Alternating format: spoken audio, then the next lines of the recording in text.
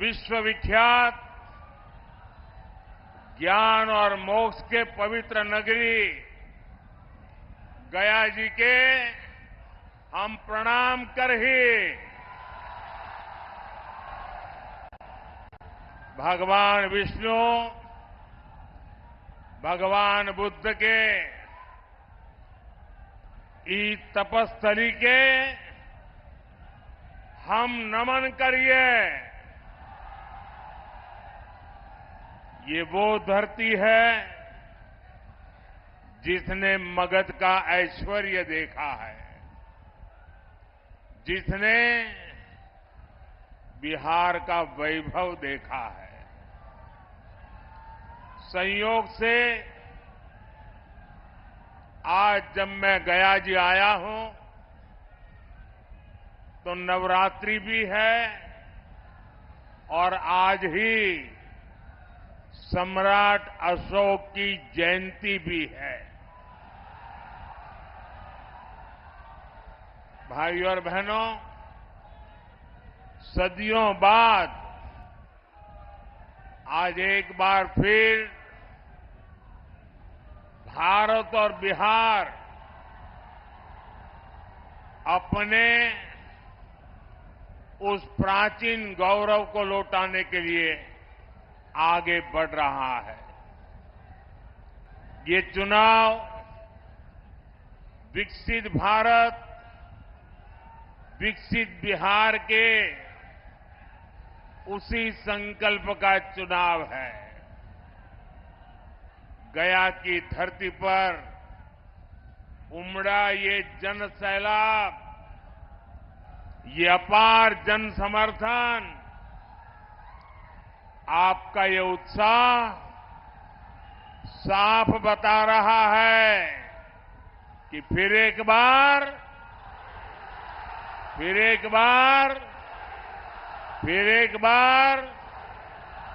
4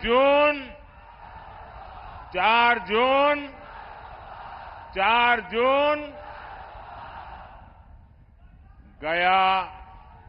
और मैं अभी यहां जब आ रहा था एयरपोर्ट से, लोग पैदल यहां तक पहुंचने के लिए चल रहे हैं। हो सकता है मेरा भाषण पूरा होने तक वो पहुंच पाएंगे कि नहीं। बहुत बड़ी मात्रा में लोग हाथ में झंडे लेकर के चल रहे हैं।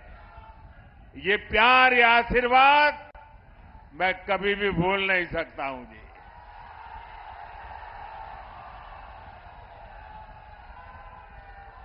गया और औरंगाबाद ने आज घोषणा कर दी है।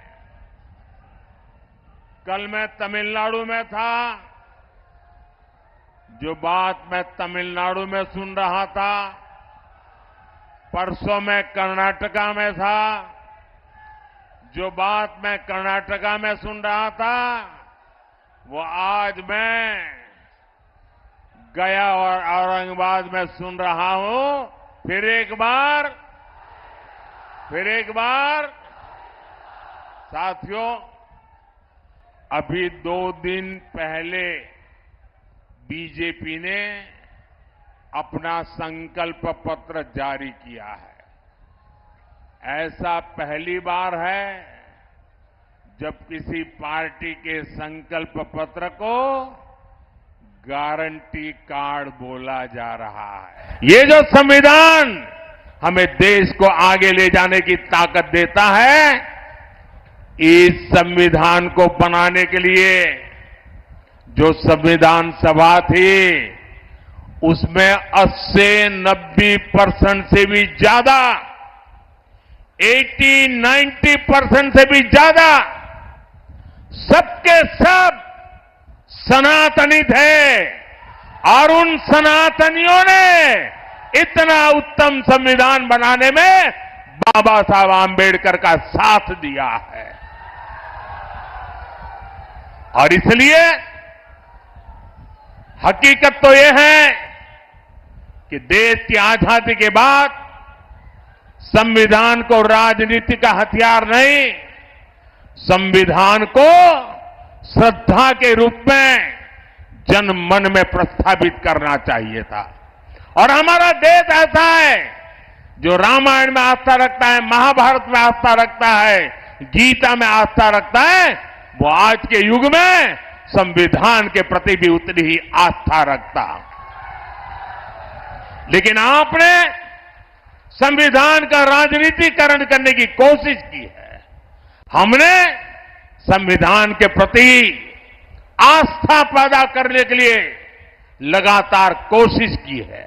जब पार्लियामेंट में मैं ये प्रस्ताव लेकर के आया कि हमने देश में संविधान दिवस मनाना चाहिए, तब कांग्रेस पार्टी के नेता श्रीमान खड़गे जी ने पार्लियामेंट में उसका विरोध किया था। उन्होंने कहा था, अरे 26 जनवरी तो है, संविधान दिवस की क्या जरूरत है। उनको ये समझ नहीं आया कि भारत के संविधान के प्रति निरंतर श्रद्धा पैदा करते रहना चाहिए, संस्कार बनना चाहिए। हमने संविधान दिवस को हर स्कूल में बच्चों के सामने संविधान का पाठ हो, प्रियम्बल का पाठ हो, वचनबद्धता आए, इसके लिए परंपरा प्रारंभ की है। और आज भी संविधान दिवस पर सुप्रीम कोर्ट 2 दिन का सेमिनार करती है, पार्लियामेंट में चर्चा होती है। इतना ही नहीं, संविधान को 75 साल हो रहे हैं। संविधान के 75 साल मनाने का सबसे बड़ा कार्यक्रम हमने प्रारंभ किया है। इतना ही नहीं, हम चाहते हैं कि संविधान सिर्फ अदालतों में दलील के लिए काम आए, इतना पूरता नहीं है। संविधान हमारे जीवन को, हमारे संस्कारों को, हमारी भावनाओं को नई ताकत देने वाला संविधान वो ताकत है जिसको हमें दिलों तक पहुंचाना है। आपके लिए संविधान राजनीति का हथकंडा होगा, हमारे लिए संविधान श्रद्धा का केंद्र है, हमारे लिए संविधान आस्था का केंद्र है, हमारे लिए संविधान आने वाले 2047 के सपनों को पूरा करने का हमारा मार्गदर्शक है।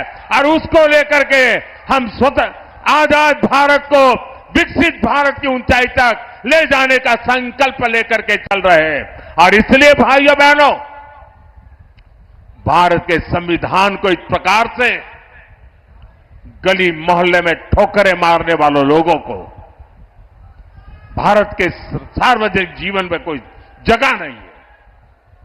अगर सामाजिक न्याय लाने की ताकत है तो हमारे संविधान में है। बिन सांप्रदाय की सच्ची भावना को उजागर करने की ताकत है तो हमारे संविधान में है।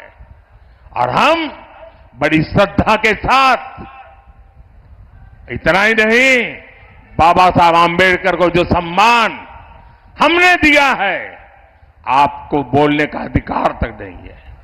बाबा साहब आंबेडकर के जन्म से लेकर के जिन 5 महत्वपूर्ण स्थान पर बाबा साहब जी के जीवन का टर्निंग पॉइंट रहा है, उसको पंच तीर्थ बनाने का काम हमने किया है।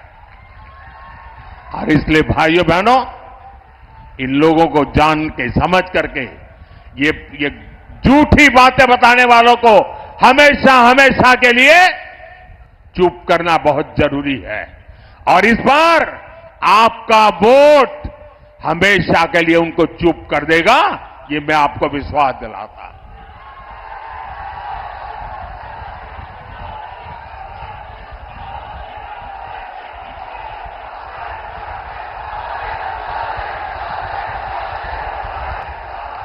भाइयों बहनों, ये लोग कहते हैं 400 पार क्यों?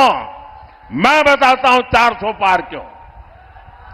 देश की जनता ने तय किया है 400 पार, क्योंकि देश की जनता 2047 में हिंदुस्तान को विकसित देना चाहती है।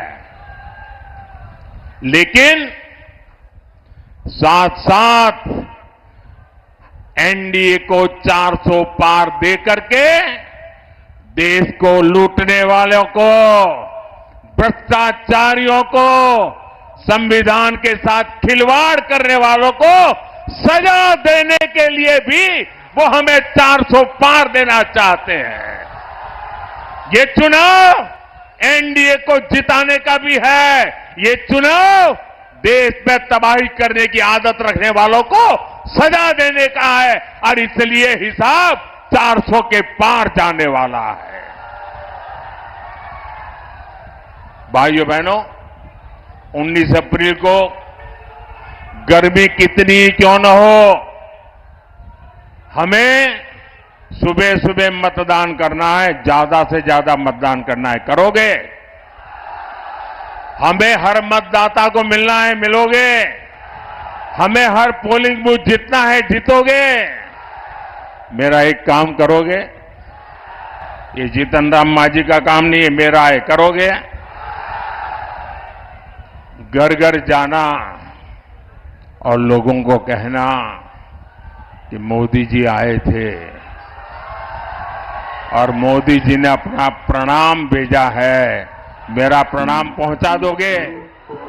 मेरा प्रणाम पहुंचा दोगे?